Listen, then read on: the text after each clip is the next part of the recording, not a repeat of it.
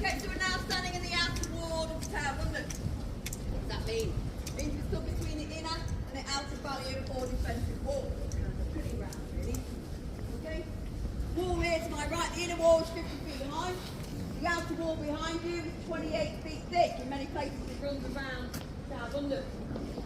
This street here, this is known as the Mint Street, where all the coins of the realm of the empire were designed and produced in the Royal Mint inside, nice and safely inside the Tower of London. It's a very well-known gentleman actually who would have lived in those buildings behind you, as the master of the Mint at one stage, Sir Isaac Newton. Remember him? So he would have lived in the buildings right behind here. So the buildings that house the Mint were also known as the casemates. It's a word that we use to describe them. That means houses within the wall.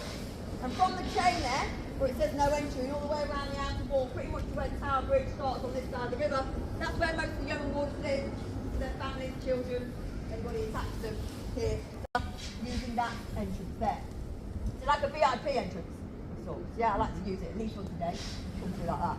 So people just look at me and it's a bit weird. But it makes me feel important, that doesn't really matter about anybody else. But anyway, more importantly, that's where Henry VIII so lovingly greeted his second wife, Queen Anne Boleyn. Madly in love with her he was at that time, madly in love. She was the best thing since sliced bread. And as she arrived at the tower, he knelt down on one knee, at that archway, took her hand in his and said, Anne, we love you for the rest of your life.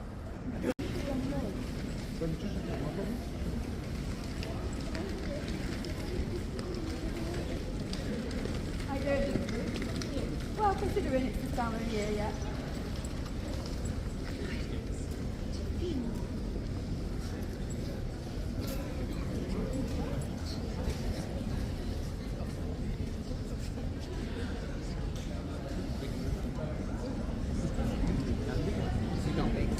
Sometimes we have 300 people. It's huge. Yeah, in summer. Definitely usually okay guys, so we're now standing at the most famous, or should I say infamous, gate of the world. Traitors Gate, give me a boo. Pretty rubbish, that was. Anyway, moving on. The gate here, or the archway here behind me, was built during the reign of King Edward I. He built it because he wanted a safer and more useful entrance into the Tower of London. Rather than use the streets of London that people talk about, hard to navigate through, where stores could be stolen possibly, he decided to use the River Thames as a highway.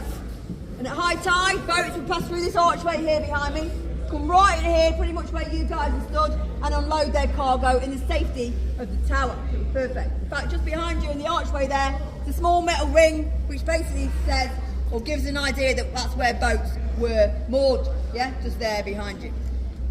So actually a gate, this gate here behind me was originally known as the Watergate, not Traitors Gate, okay, American people? We're always trying to get one up on you lot. Ours is way older than yours, yeah. Anyway, sorry. That's way before my time, I don't even know why I'm saying that. The problem with the big hole though, this archway behind me, it let people in, people can come in willy-nilly, yeah? So, we commanded that a tower be built above it to defend it. The tower is named in honour of St Thomas of Becket. He was the Archbishop of Canterbury, murdered on the steps of Canterbury Cathedral in 1170. But you can go up there and check that out. Where the royals used to live. Just up the stairs here to your right. Go through St Thomas's Tower. You go into the Wakefield Tower and come down the stairs. There's a little area of the tower you can check out later on once you've finished my tour, obviously. You're not going to go now, are you? So, originally known as the Watergate, how did it become known as Traitors Gate? Well, that happened during the Tudor period, and it was due to the large number of alleged traitors that entered this mighty fortress through these grim, miserable gates behind me. Things weren't going so well, you'd come through these gates. 3 Queens of England came through these gates behind me. Queen Anne Boleyn, second wife to Henry VIII. Catherine Howard, 5th wife to Henry VIII. There's a bit of a theme going on here, isn't there? Lady Jane Grey, uncrowned queen of only 9 days, is also said to have entered the fortress through these gates when things weren't going so well for her. Those and many more poor unfortunate souls would have travelled down the river after the trials in the city, London's Guildhall, Westminster Palace, land at these gates behind me here, walk up. You're still not really good at that, are you? Anyway, the bloody tower actually was originally known as the Garden Tower, but it's really hard to get a boo out of anybody when you say Garden Tower. No, originally it was known as the Garden Tower. And that's because it overlooks and gives access to Lieutenant's Garden, which is just up on the next level. It became known as the Tower of Blood. In fact, Shakespeare called it the Bloody Tower during one of his plays. and it kind of stuck from then, because some horrible, tragic things happened inside there. Among them was a fellow called Sir Thomas Overbury. He was poisoned over a period of 4 months in that tower by some jealous people. Probably what it's most well known for is the disappearance of the two boy princes in 1483. King Edward V uncrowned at the time with his younger brother Richard the Duke of York. They were 12 and 9. They were brought to the tower under the protection of their uncle Richard the Duke of Gloucester. He was their guardian, he was their guide, he was supposed to be looking after them, take care of them. They were living in that tower till one night they disappeared, never to be seen again. Many stories say they were smothered to death while they slept. Their tiny body was then bundled down the staircase which used to lead into the Wakeford Tower and hastily buried under a pile of stones, it said. The next day, an unknown priest is said to have moved the bodies and buried them again in a secret plot on the south side of the White Tower. Now, when we go through the archway, which we will do in a minute, you'll see the White Tower to your right. And on the front of that is a wooden staircase, and on that staircase is an archway with a very small plaque inside which remembers the spot where a chest was found 191 years after the boys disappeared. Workmen during the reign of King Charles II were working in that area of the tower. They discovered a chest. And on opening it, they found it contained 2 small bodies. And although they could not conclude, and we still haven't today, they declared, back then the experts declared these were indeed 2 missing princes.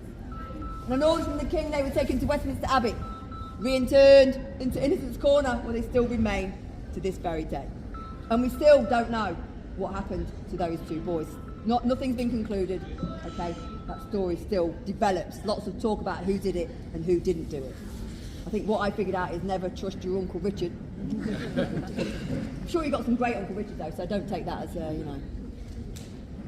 don't complain on TripAdvisor. Anyway, we're going to head through the archway now into the oldest part of the tower. In fact, this used to be the front entrance. This used to be a main entrance for a long, long time, okay? The Watergate here behind us was the main entrance to the tower. We're going to head through there, guys. Come on, let's go.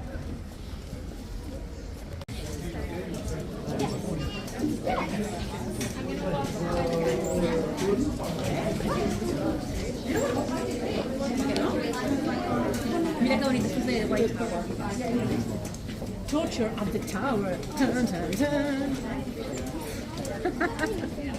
Yeah.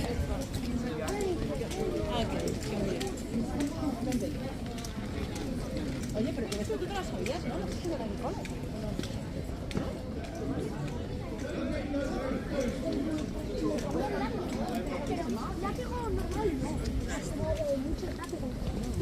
No era como pan.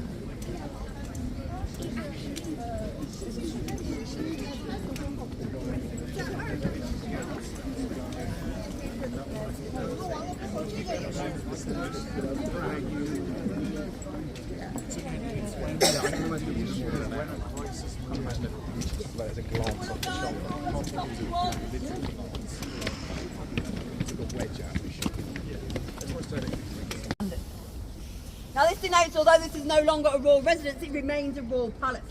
Okay, so it's a royal palace just like Buckingham, just like Windsor, okay? It remains and holds that kudos. Hence why we have British military carrying out public duties here at the Tower of London. Okay, the royal family, they would have lived mostly in the upper floor of that building here behind me. The kings and queens would have lived here for whatever 500 years. The floor below that is the council chamber, banqueting hall. St John the Evangelist Chapel is also in there. It's a lovely Norman chapel. It's got a real nice feel to it. If churches do your thing, go and check that out. The floor below that was used by servants, it said, retainers, beefeaters, soldiers. But there is another floor, slightly below ground level.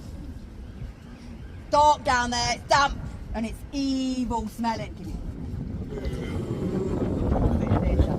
Dark down there, damp and evil smelling. That's a little bit better.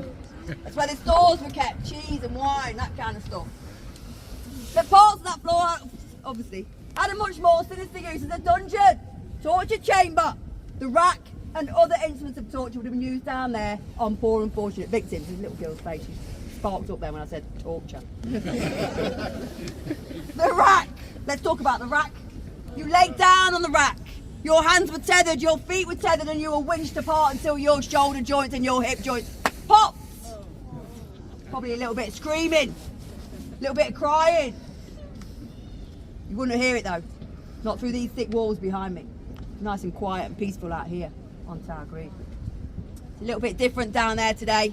It's light, warm, airy, welcoming even. There's a little bit of torture going on though because now it's a gift shop. Don't go down there. Anyway, we're going to head to the spot where some of those people I talked about that lived in here tragically died. Before we do that, we've got to talk about the ravens. I'm sure some of you maybe spotted the ravens just here to my left on the grass. I think there's another one on the wall somewhere. Two behind me, is there? Oh yes, I can see them now. So generally the question I get asked is, Emma, where's the crows? Well, we've got loads of crows, but we've got 7 very important ravens. Okay, the ravens, they are indeed very special to us here at South London. The legend, created and commanded by King Charles II, said, ravens ever leave the tower, the White Tower here behind me crumbles to dust, the monarchy falls and a great tragedy would fall upon the people of England. Give me an arm. I'll be out of a job and a place to live. Obviously we don't want that to happen, do we? No, and we believe it might happen. So we have a yeoman warder, he's a secondary role. He's the raven master. He and a small group of people look after the welfare of those ravens. That's why we've got 7. Okay, the legend says we have to have 6, so just a spare one, just in case. We normally have an air and a spare, but we've kind of lost one. No, we don't do them really. Some people say, well, why are they here? Why are they here? Well, actually, they were here before the tower was built, nesting in the trees. They were all over England. Okay, Wales, Scotland, and such like. But this almost became a safe haven for them here. As the walls were built, there's always scraps of food for them to eat. Because they are very food orientated animals, okay? They eat carrion, we feed them little chickens, stuff like that, little chicks, little baby chicks. I mean, we do, but anyway, sorry, I should probably say that. Well, people say, well, why do they stay? Well, because they get fed well. You know, like your teenagers at home, you've got food in the fridge, you're always going to be hanging out, aren't they? Yeah, you can't get rid of it. It's exactly the same with the ravens. Well, the ravens, they are very intelligent birds. Okay, they're the largest of the crow family or corvid family. They say their intelligence is on par with the apes and the monkeys. They can remember sounds, mimic sounds and voices, fix problems. They're that intelligent these days, they've got their own Instagram pages. Yeah. That's how we keep a tally on them, making sure they're behaving just like you do with your kids. Anyway, the ravens, very important part of Tower of London. Okay? But just remember, they actually do come up quite closely to you. You might feel that, oh yes, I just want to stroke that. It looks really lovely. Probably wouldn't, right? Because they've got big old beaks. I've seen blood drawn in the past. Okay, just so you know. Anyway, we're going to head up to the last spot, guys. Come on.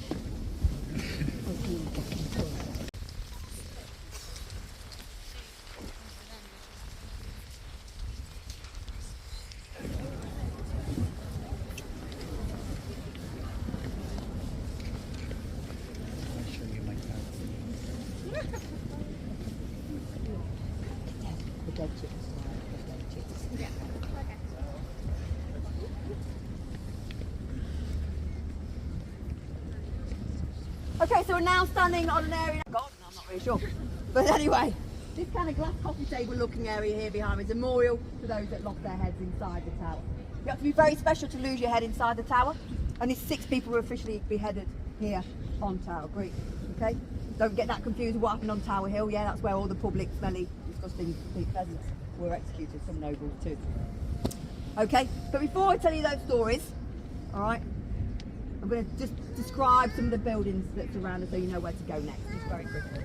Left hand corner down there, we talked about the Bloody Tower already. We walked through the archway of the Bloody Tower, but just above it is where the tower sits, and that's your entrance down in that corner. You've got the 2 boy princes story and Sir Walter Raleigh. He was held inside the tower and his story's down there as well. Explains a little bit about his stay here at the Tower of London. Just to the right of that, the Tudor property in the corner, lovely, kind of spectacular property.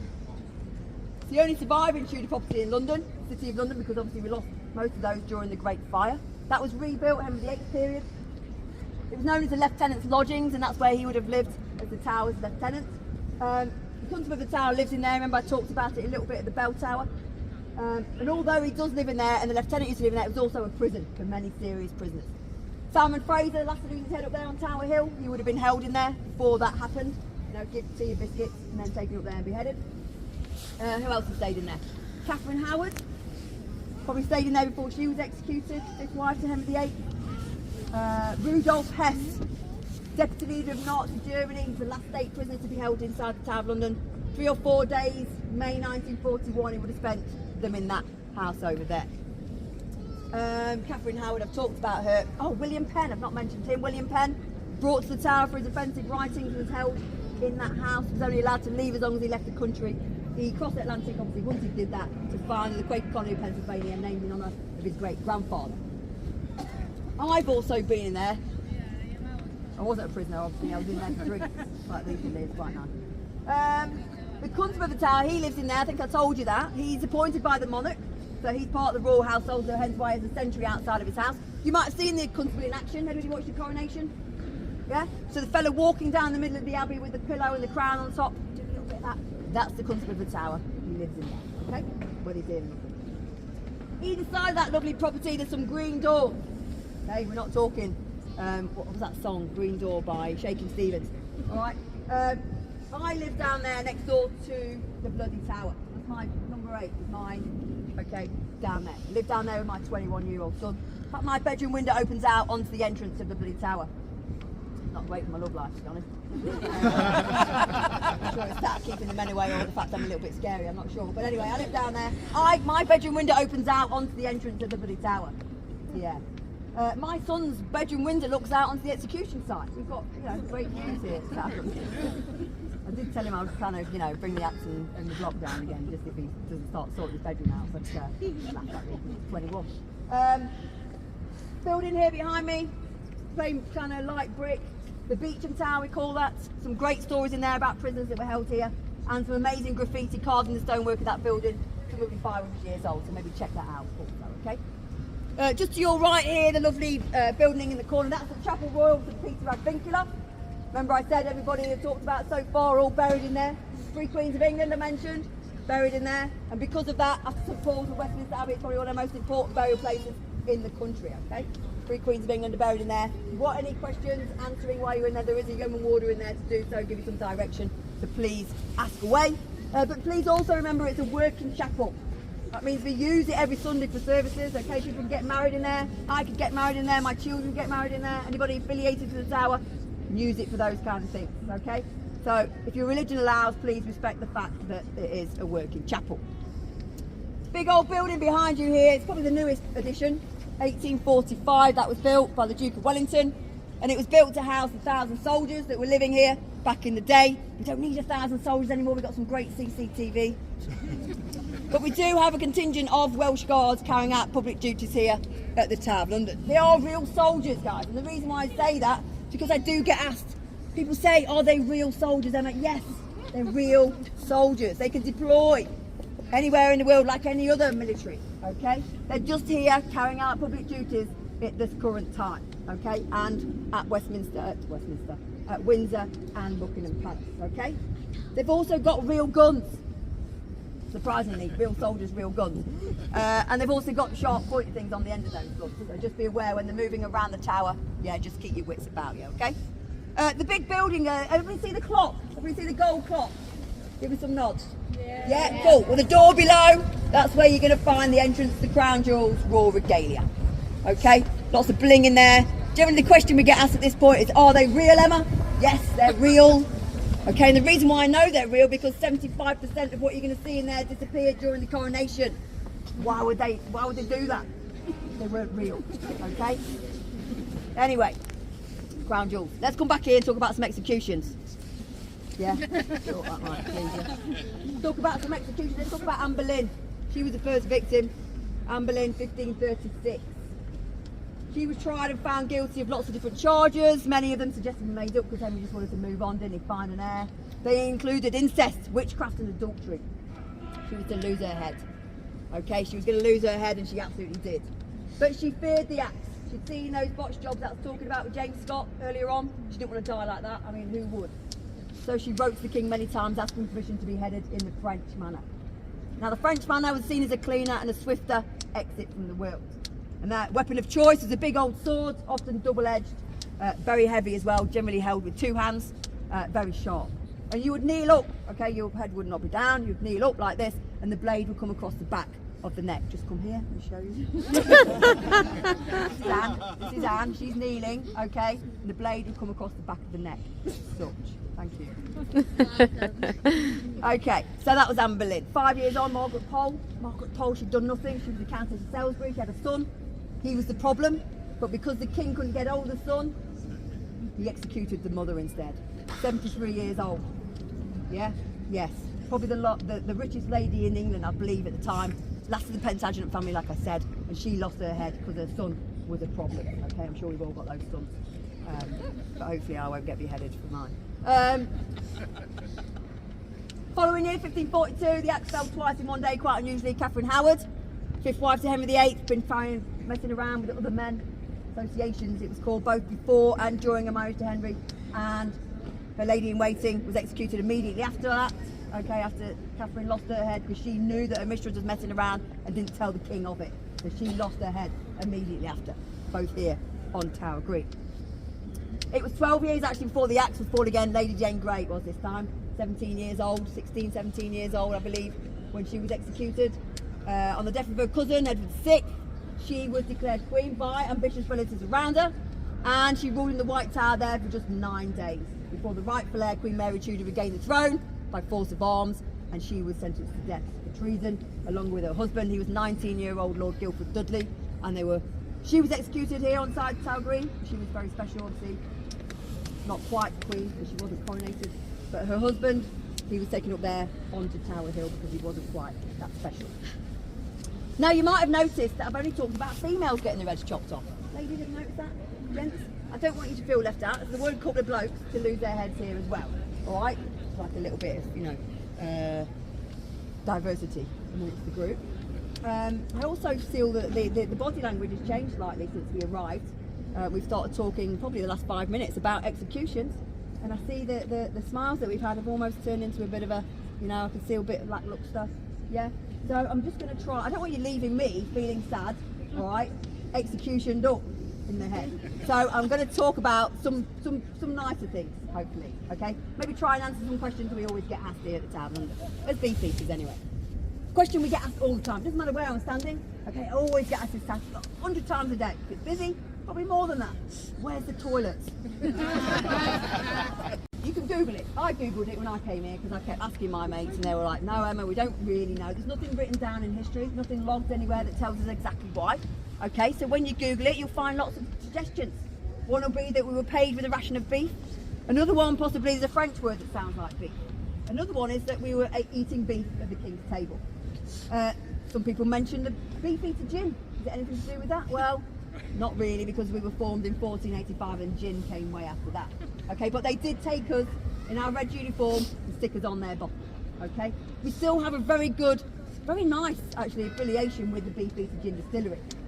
Every year on our birthdays, all the Yeoman Warders get given a bottle of gin. It's very cool. I've got 4 birthdays throughout the year. like the Queen used to have. My gin stash is massive. But yes, very, very nice affiliation that is. Let's talk about uniform. Yeah, let's talk about uniform and how do you get to look as amazing as me. I think some of you are going to struggle with that. But to wear the uniform, we were formed a long, long time ago. We're the oldest body of men and ladies now, military, okay, still going today. 1485 we were formed by Henry VII. Group of personal bodyguards, that's what he wanted. He took them from free men of the city. Okay, back then, it was a bit different way of getting in. All you needed really was to be gallant and brave. Good looking, talented.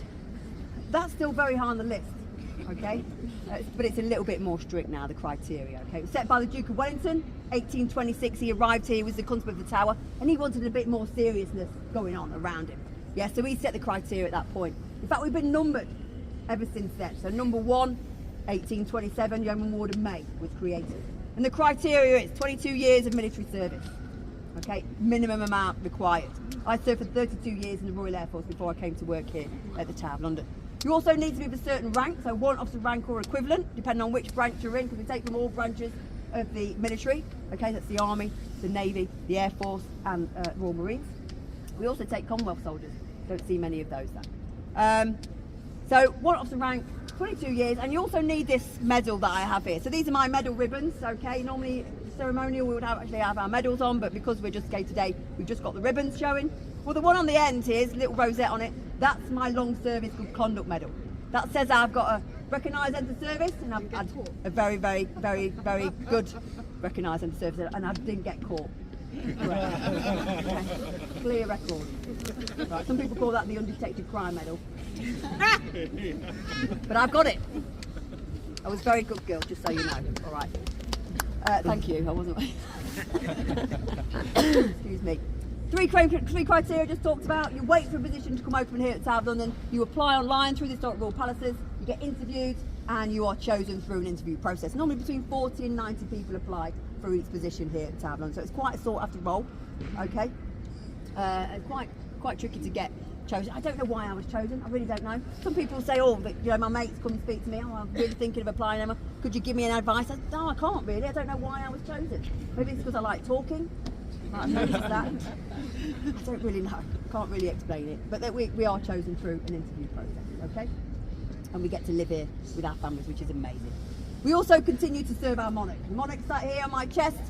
Yes, this cipher, the royal cipher, C3R, Charles III Rex. Rex is Latin for king. What did it say previous to that? E-R, yes, Emma Roussel. Remember my name? Perfect for the job, absolutely, sir. Yes, perfect for the job. Elizabeth II Regina. Regina is Latin for queen. All these royal ciphers, many of them around the tower, have changed to the new one. In fact, we got these brand new uniforms the Monday before the coronation. Okay, well, let's talk about that, because although day to day I'm telling people where the toilets are, we also are ceremonial personal bodyguards. We still remain that and have that responsibility. So most of the people you'll meet today stood around the coffin. When the Queen lay in state, when she passed away over at Westminster Hall, okay, I was one of those people stood around that coffin guarding my great and late Queen. Many of us were part of the coronation. Some of us were part of the procession, some of us were at the Abbey, guarding the crown jewels while they were being used. I was part of the gun salute that happened here at the Tower of London. Quite amazing. In fact, my hair's standing on end just really thinking about that. As the officer of the guard came up, he was the guy in charge of the gun salute, and came up right in front of me. Luckily enough, I was stood in the right place, and he said, "Sir, you can have permission to continue with the gun salute, the coronation of King Charles III." Right there in front of me. Ugh, it's making me all goosebumps. Anyway, we still get involved in that kind of stuff, okay? Very important. And most people take this job so we continue to serve our monarch. Okay? Right. My time's up. My colleague's on the steps, look, he's going to be begging for this spot. I'll let him beg as well. Anyway, no, I need to move on, guys. So what I'd like to say is thank you for oohing and ahhing. You were all right. But thanks for listening, guys. Please stay safe. Watch out for the cobbles and the steps, because that's generally where things go wrong. And if you need any help, please speak to us. There's lots of staff around that can answer questions, point in the direction of the toilets if you need them. Enjoy the town of London. Enjoy the city of London. It's a great place. Thank you very much for listening, guys. Thank you very much. Thank you. Thank you. Thank you. You were very good at oohing and ahhing, by the way.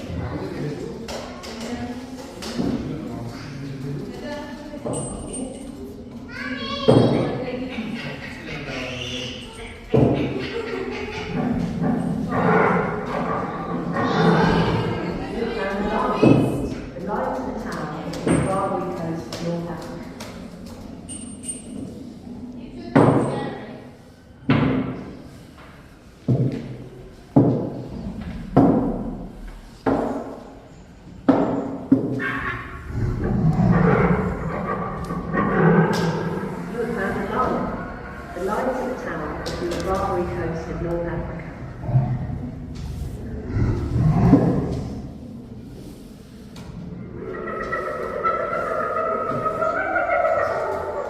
Superfund hyena. The tower announced it was displaying the first hyena ever seen in the movie in 1697.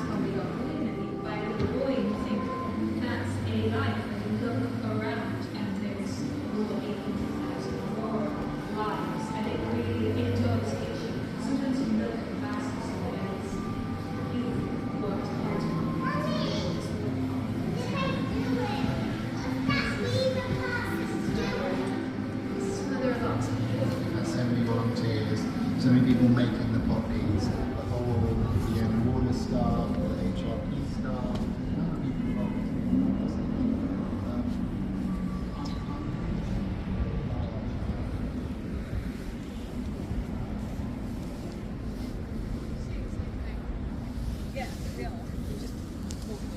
Yeah.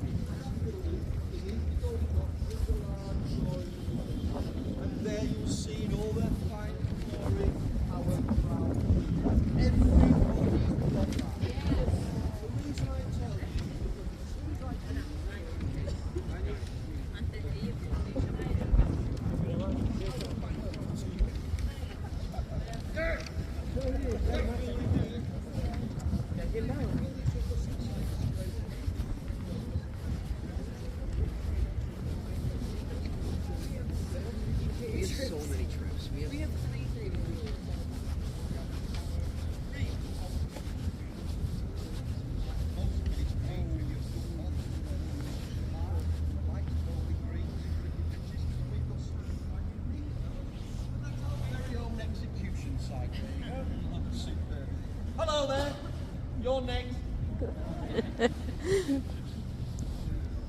Back side down, it's not to be confused.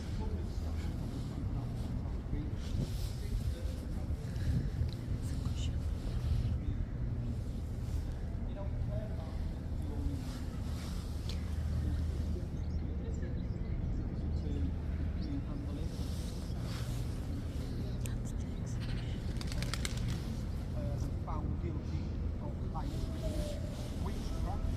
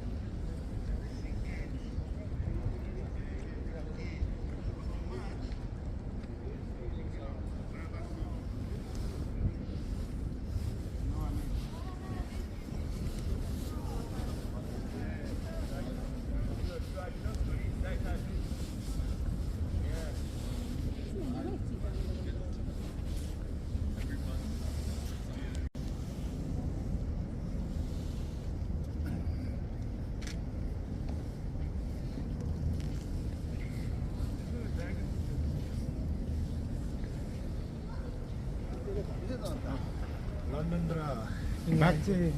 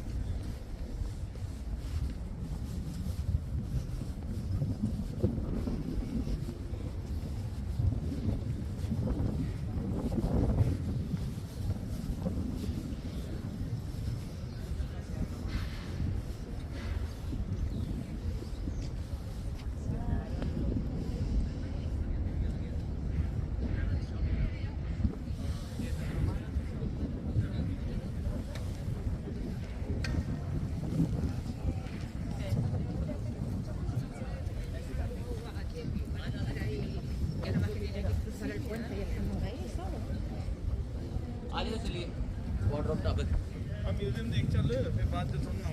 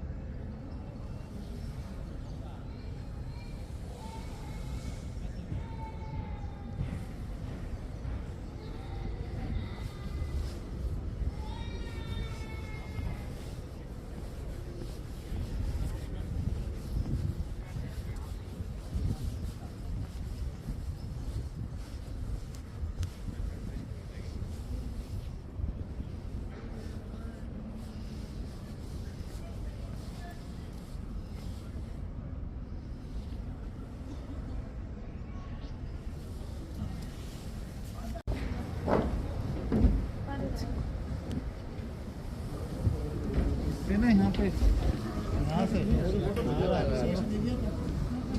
ये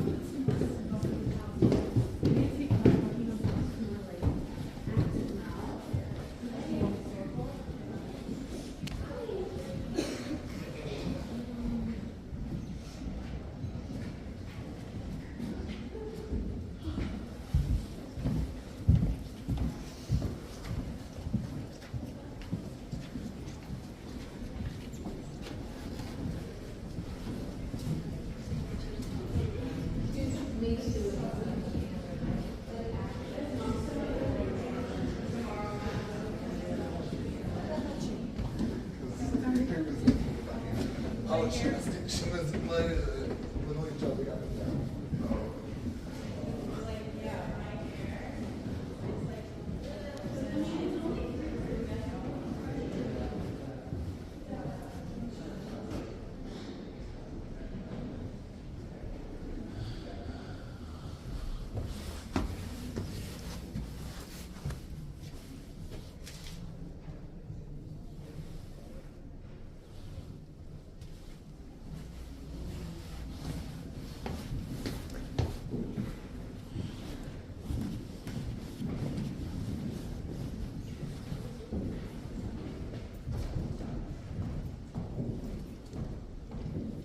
Excuse me, madam. Just so you know.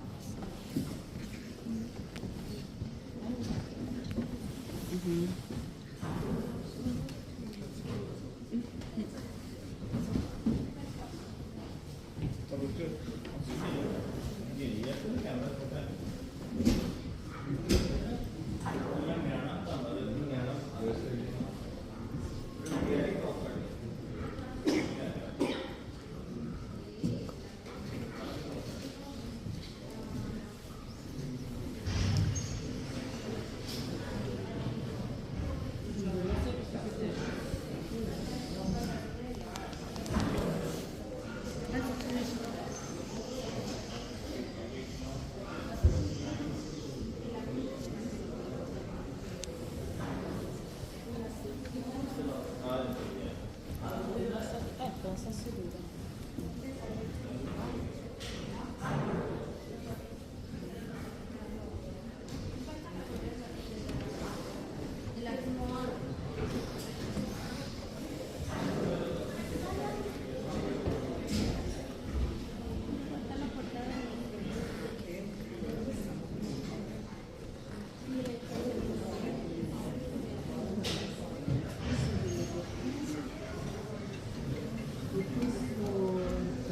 Questo delle prigioni e questo delle persone.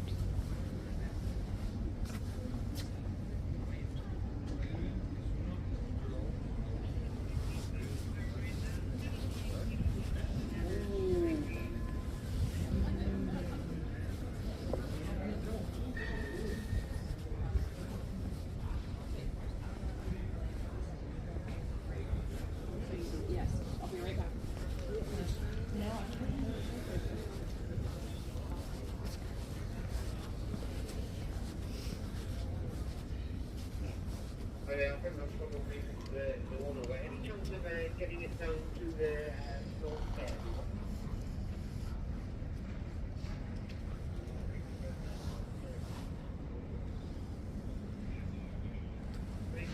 Very good.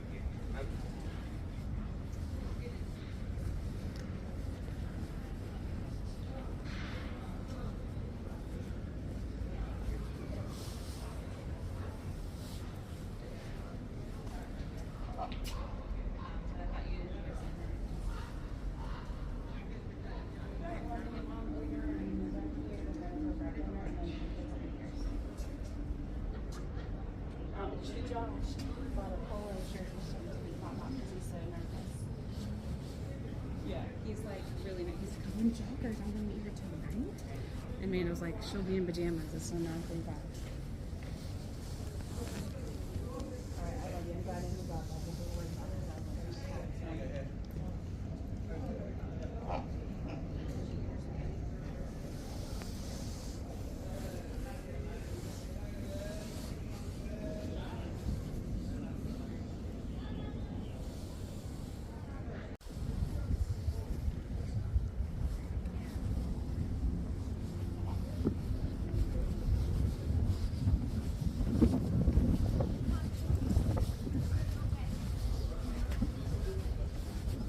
Well, it's good to clarify. I could be wrong.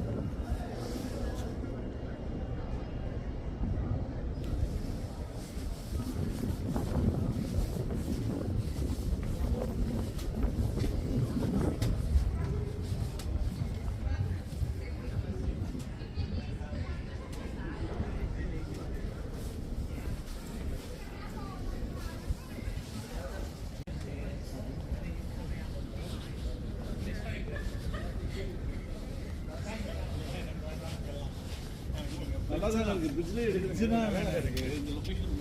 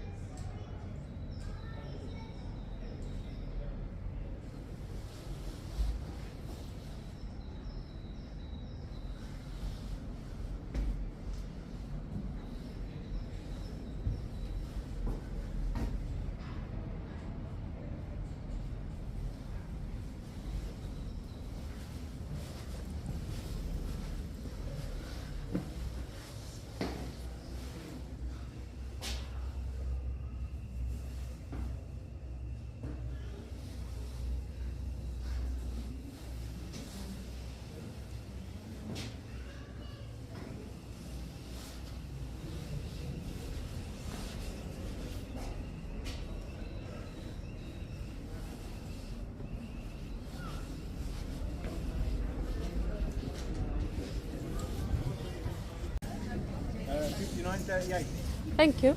Bye.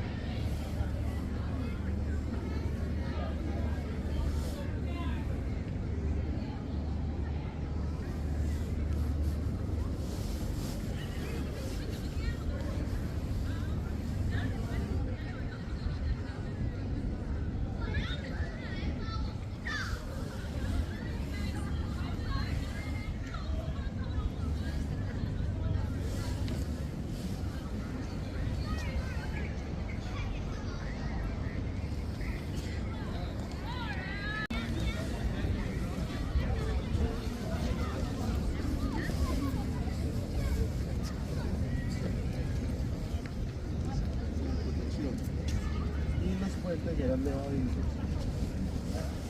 Sí, hacían la función de.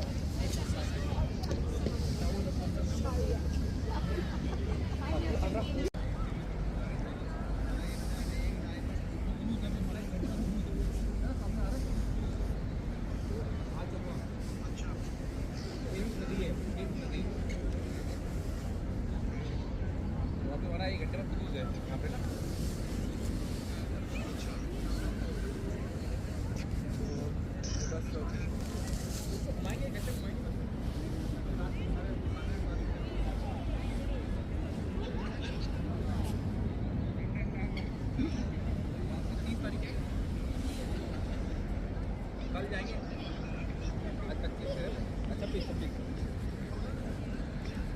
कल लौट जाएंगे